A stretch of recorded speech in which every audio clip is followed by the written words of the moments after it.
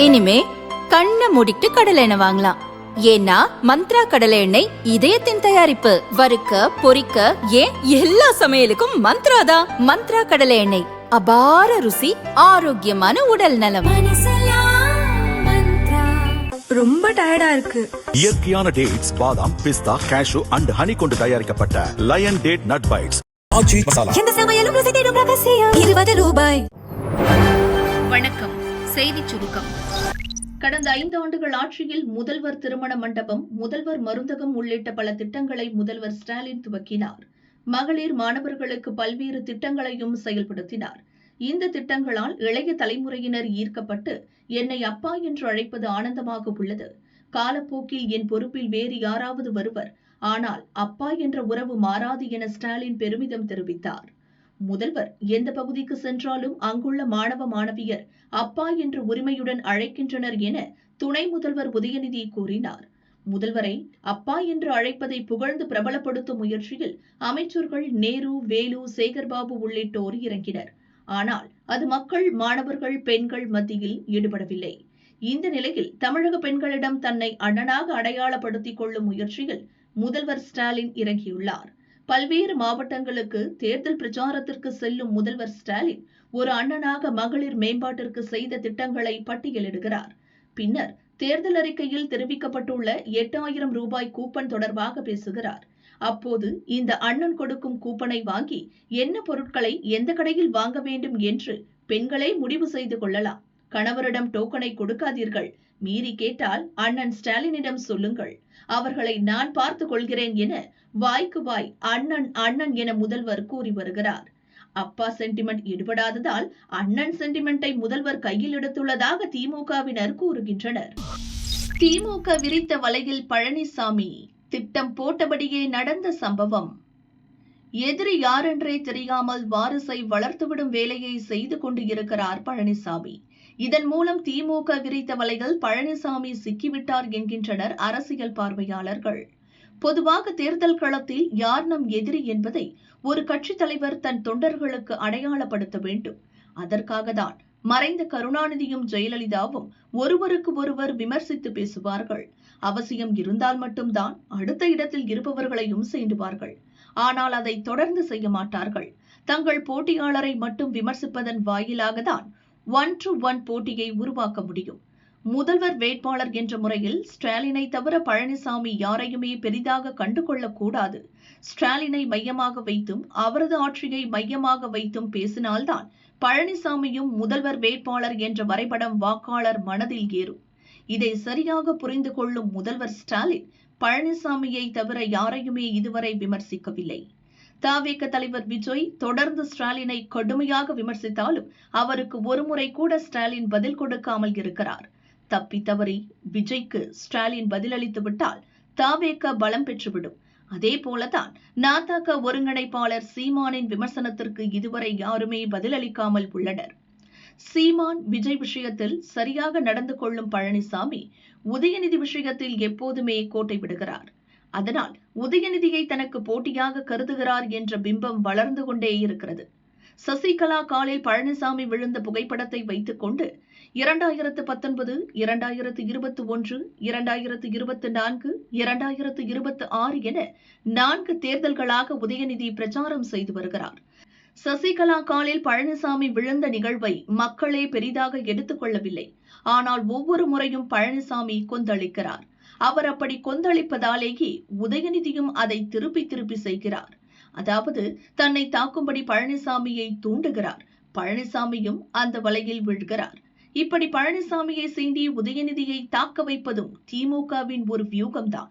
ஜெயலலிதா, கருணாநிதி என்று பெரும் தலைவர்கள் மறைந்த பின் அப்போது முதல்வராக இருந்த பழனிசாமியும் எதிர்க்கட்சி தலைவராக இருந்த ஸ்டாலினும் பெரும் ஆளுமையாக மக்கள் மனதில் பதியவில்லை. இதை தனக்கு சாதகமாக்க நினைத்த நடிகர் ரஜினி அரசியலுக்கு வர ஆயத்தமானார்.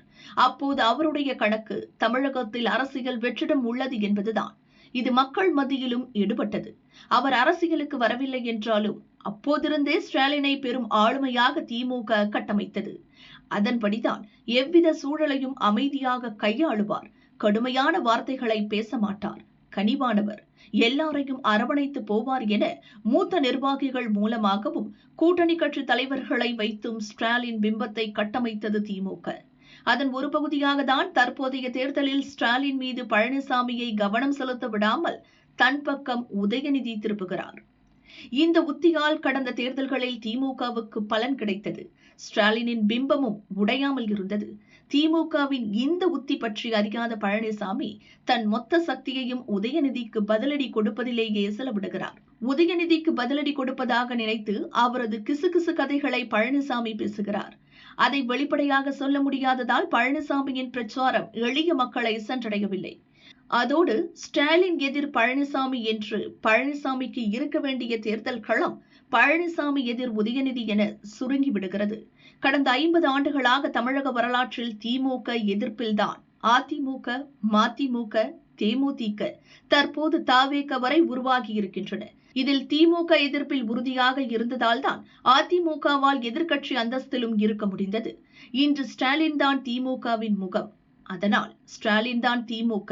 அவரை எதிர்ப்பதில் கவனம் செலுத்தினால்தான் திமுக எதிர்ப்பு ஓட்டுகளை அதிமுகவால் பெற முடியும். அது சிதறினால் அதிமுகவுக்கு இழப்புதான். அதிமுகவுக்கு லாபம் கிடைக்காதபடி தங்களுக்கு எதிரான ஓட்டுகளை சிதறடித்தாலும் தங்களுக்கு வெற்றி கிடைக்கும் என்ற வியூகத்தை திமுக கையில் எடுத்துள்ளது. ஸ்டாலின் மீதான எதிர்ப்பு அரசியலை ஒன்று குவிய விடாமல் உதயநிதி பார்த்துக் கொள்கிறார். அதில் அவர் வெற்றியும் அடைந்துள்ளார். ரஜினி அஜித் ரசிகர்கள் யார் பக்கம்? ஆதரவு பெற களத்தில் இறங்கிய கட்சிகள். விஜயின் தவேக வருகைக்கு பின் அதிமுக பாஜக கூட்டணி சார்பில் அக்கட்சி நிர்வாகிகள் ரஜினி மற்றும் அஜித் ரசிகர்களின் ஓட்டுகளை பெற வியூகம் அமைத்து வருகின்றனர். ஒவ்வொரு தொகுதியிலும் தேஜ கூட்டணி வேட்பாளர்கள் ரஜினி அஜித் ரசிகர்களை சந்தித்து ஆதரவு திரட்டி வருகின்றனர். அதிமுக பொதுச் செயலாளர் எடப்பாடி பழனிசாமியின் தேர்தல் பிரச்சாரத்தில் அஜித் ரசிகர்கள் அவருக்கு அஜித் படங்களை பரிசாக வழங்கி வருகின்றனர். சென்னை, கோவை, திருப்பூர், நாகர்கோவில், சிவகாசி போன்ற பகுதிகளில் அஜித், பழனிசாமி இருக்கும் படங்களையும் ரசிகர்கள் பரிசாக வழங்கினர். அஜித்தை பொறுத்தவரை தனது ரசிகர்கள் தனிப்பட்ட முறையில் யாருக்கும் ஓட்டளிக்கலாம் என்ற சுதந்திரத்தை வழங்கியுள்ளார். அவரது ரசிகர்களில் பெரும்பாலானோர் தவேகாவை எதிர்க்கும் மனநிலையில் உள்ளனர். எனவே அதிமுக, பாஜகவினர் அவர்களின் ஓட்டுகளை வளைத்து வருகின்றனர். அதே சமயம் திமுக வேட்பாளர்கள் அஜித் ரசிகர்களை சந்தித்து ஆதரவு திரட்ட தொடங்கியுள்ளனர். ரஜினியையும் அதிமுக, பாஜக தரப்பு தங்கள் பக்கம் இழுத்து வருகிறது. சேலம் மாவட்ட ரஜினி ரசிகர் மன்ற நிர்வாகி ஒருவர் அதிமுக கூட்டணிக்கு முழு ஆதரவு அளித்துள்ளார். சேலம் மாவட்டத்தில் அதிமுக வேட்பாளருக்கு பிரச்சாரம் செய்ய போவதாக அறிவித்துள்ளார்.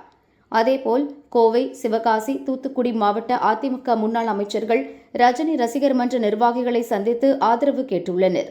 சமீபத்தில் தவேக நிர்வாகி ஆதவ் அர்ஜுனா ரஜினி குறித்து பேசியது அவரது ரசிகர்களிடம் அதிருப்தியை ஏற்படுத்தியது. எனவே அவர்கள் தவேகாவுக்கு எதிராக பிரச்சாரம் செய்து வருகின்றனர். அத்துடன் ரஜினியின் ஆதரவை பெறவும் பாஜக தரப்பில் முயற்சி நடந்து வருகிறது. இது திமுகவை அதிர்ச்சியடைய வைத்துள்ளது. மேடையிலேயே மயங்கிய ராமதாஸ், நிர்வாகிகளை எச்சரித்த அன்புமணி. பாமக நிறுவனரான ராமதாஸ் சசிகலாவுடன் கூட்டணி அமைத்து சட்டசபை தேர்தலை சந்திக்கிறார். அன்புமணி தரப்புக்கு எதிராக வேட்பாளர்களை களம் இறக்கியுள்ளார். நேற்று அவர் தனது ஆதரவு வேட்பாளர்களுக்கு பிரச்சாரத்தை துவக்கினார். மேற்கு தொகுதி வேட்பாளர் அருளை ஆதரித்து பள்ளப்பட்டி பகுதியில் நடந்த பிரச்சார கூட்டத்தில் ராமதாஸ் பேசினார். பேசி முடித்ததும் அவருக்கு திடீரென உடல்நலக் குறைவு ஏற்பட்டு மயக்கம் அடைந்தார். உடனடியாக கட்சி நிர்வாகிகள் அவரை வாகனத்தில் ஏற்றி மருத்துவமனையில் சேர்த்தனர். அவருக்கு இரத்த சர்க்கரை அளவு குறைந்ததால் மயக்கம் அடைந்ததாக மருத்துவர்கள் தெரிவித்தனர்.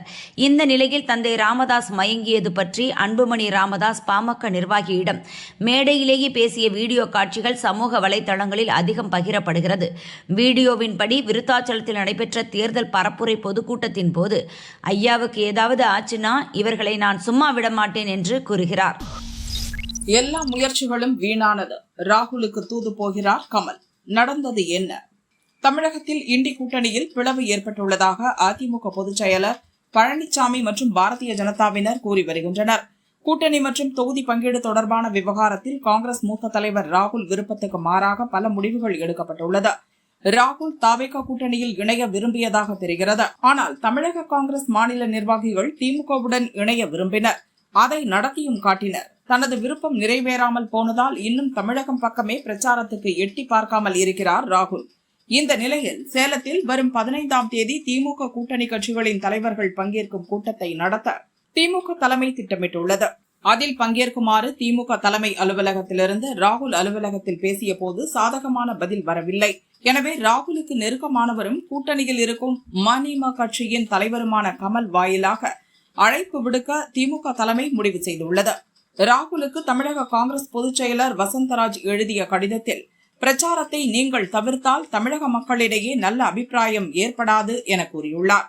தமிழக காங்கிரஸ் மேலிட பொறுப்பாளர் கிரீஷ் சோடங்கரும் பிரச்சாரத்திற்கு ராகுல் வருவார் என கூறியுள்ளார். ஆனால் மேலிட பொறுப்பாளர் முகில் வாஸ்னிக் ராகுல் வருகை குறித்து தெளிவாக பதிலளிக்காமல் பூசி மெழுகினார்.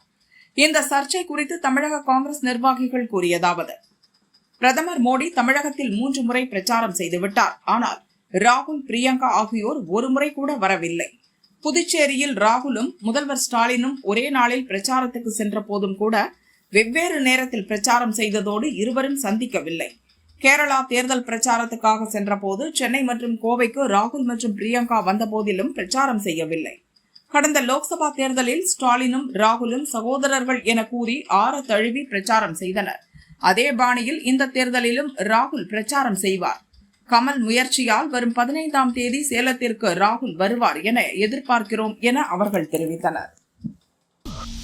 பழனிசாமி தொகுதியில் திமுக தூக்கம், வேட்பாளர் திணறல். சேலம் மாவட்டம் எடப்பாடி தொகுதியில் அதிமுக பொதுச் செயலரும் முன்னாள் முதல்வருமான பழனிசாமி 8வது முறையாக போட்டியிடுகிறார். கடைசியாக நடந்த 3 தேர்தல்களிலும் வெற்றி பெற்றார். இந்த தொகுதியில் 1971க்கு பின் திமுக வென்றது இல்லை. கிட்டத்தட்ட 50 ஆண்டுகளாக வெற்றி பெறாததால் இம்முறை வெற்றி பெற வேண்டும் என திமுக தலைமை கட்டளையிட்டுள்ளது. திமுக மேற்கு மாவட்ட செயலர் செல்வகணபதி பரிந்துரைத்த மாவட்ட துணை செயலர் சம்பத்குமார் உள்ளிட்ட பலரை தவிர்த்துவிட்டு அமைச்சர் வேலு, முன்னாள் அமைச்சர் செந்தில் பாலாஜி பரிந்துரைப்படி கொங்கு வேளாளர் சமுதாயத்தைச் சேர்ந்த ஜலகண்டாபுரம் டவுன் பஞ்சாயத்து தலைவர் காசி வேட்பாளராக அறிவிக்கப்பட்டார். அவர் தொகுதி மக்களிடம் நன்கு அறிமுகமானவர், ஜவுளி தொழில் செய்கிறார். இதுகுறித்து திமுகவினர் கூறியதாவது: எடப்பாடியில் மாவட்ட செயலர் பரிந்துரைத்தவருக்கு சீட்டு வழங்கப்படவில்லை. பழனிசாமி கொங்கு வேளாள கவுண்டர் என்பதால் திமுகவில் வன்னியரை நிறுத்தியிருந்தால் போட்டி கடுமையாக இருந்திருக்கும். ஆனால் தலைமை அதை செய்யவில்லை. திமுக மாவட்ட செயலரும் அவரது ஆதரவாளர்களும் பெயரளவுக்கு தேர்தல் பணி செய்கின்றனர். கட்சி பேச்சாளர் பிரச்சாரத்திற்கு வருவதை கூட முதல் நாளே தகவல் தெரிவிக்காமல் விளம்பரப்படுத்தாமல் உள்ளனர். திமுகவினரே இப்படி என்பதால் கூட்டணி கட்சியினரும் ஆர்வம் காட்டவில்லை.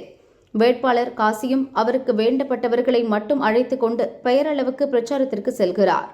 திமுக தேர்தல் அலுவலகத்துக்கு கட்சியினரோ கூட்டணி கட்சியினரோ வருவதில்லை என்பதால் வெறிச்சோடி காணப்படுகிறது என்றனர். பல் துலக்குவது முதல் தூங்கும் வரை வேலை. பூத் கமிட்டி பொறுப்பாளர்களை திமுக மாவட்ட செயலாளர்கள் வறுத்தெடுத்து வருவதால் பலர் அதிருப்தியில் உள்ளனர். இதுகுறித்து திமுக பூத் கமிட்டி பொறுப்பாளர்கள் கூறியதாவது: சட்டசபை தேர்தல் வரும் 23ஆம் தேதி நடக்கிறது.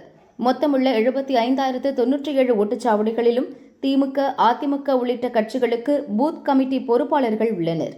அவர்களுக்குத்தான் தங்கள் ஓட்டுச்சாவடிக்கு உட்பட்ட வாக்காளர்கள் குறித்த முழு விவரமும் தெரியும். ஒவ்வொருவரும் எந்த கட்சிக்கு ஆதரவானவர்கள் என்பதையும் அறிந்து வைத்திருப்பார்கள். வாக்காளர்களிடம் பிரச்சாரம் செய்வதற்காக பூத் கமிட்டியில் உள்ள 10 முதல் 12 பேருக்கு சேர்த்து மாதம் 20,000 ரூபாய் வரை கடந்த 3-4 மாதங்களாக திமுக தரப்பில் வழங்கப்பட்டு வருகிறது. அதற்கேற்ப பூத் கமிட்டி பொறுப்பாளர்கள் வாக்காளர்களை சந்தித்து துண்டறிக்கை தருகின்றனர்.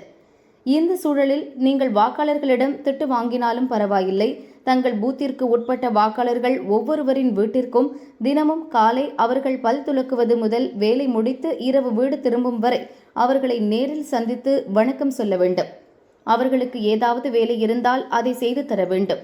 தேர்தல் முடியும் வரை அவர்களுடன் தினமும் தொடர்பில் இருக்க வேண்டும் என மாவட்ட செயலர்கள் கூறியதாக வார்டு பகுதி செயலர்கள் கூறுகின்றனர். தினமும் எத்தனை பேரை சந்தித்தீர்கள் என்ற விபரத்தை பெயர், மொபைல் போன் எண்ணுடன் எழுதி தர வேண்டும் என்கின்றனர். சொந்த கட்சியினரையே நம்பாமல் இப்படி சிரமம் தருகின்றனர். இதனால் வேலைக்கு செல்ல முடியாமல் எங்களின் தொழில் பாதிக்கப்படுகிறது என அவர்கள் கூறினர். தினமும் ரூபாய் 500 கோடி செலவு, சிக்காமல் தப்புவது எப்படி? தமிழக தேர்தல் களத்தில் கட்சி தலைவர்களின் பிரச்சாரமும் வேட்பாளர்களின் ஓட்டு வேட்டையும் சூடுபிடித்துள்ளது. தினமும் 500 கோடி ரூபாய் வரை செலவிடப்படுவதாக தகவல் வெளியாகியுள்ளது. இதுகுறித்து கட்சிகளின் வட்டாரங்கள் கூறியதாவது: பூத் எனப்படும் ஓட்டுச்சாவடி மையங்கள் ஒரு தொகுதியில் சராசரியாக 300 உள்ளன. ஒரு பூத்தில் 1000 வாக்காளர்கள் வரை உள்ளனர். இதில் 200 வாக்காளர்களின் ஓட்டுகளை கட்டாயம் பெற வேண்டும் என இலக்கு வைக்கப்பட்டுள்ளது.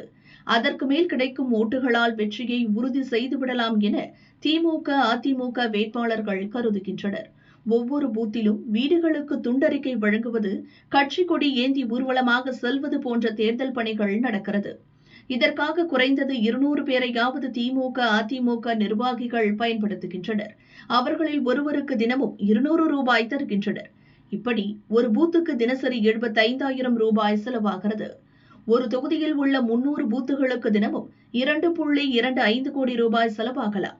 ஒரு தொகுதிக்கு 2.25 கோடி ரூபாய் என்றால் மொத்தம் உள்ள 234 தொகுதிகளில் 200 தொகுதிகளுக்கு என்று எடுத்துக்கொண்டால் கூட 450 கோடி ரூபாய் செலவு செய்யப்படுகிறது. தேர்தல் பணிகளுக்கு டிஜிட்டல் பரிவர்த்தனையில் பணத்தை செலவு செய்தால் தேர்தல் ஆணையம் கண்டுபிடித்துவிடும். இதனால் சிக்கல் ஏற்படலாம் என்பதால் இரு கட்சிகளை சேர்ந்தவர்களும் ரொக்கமாகவே செலவு செய்கின்றனர்.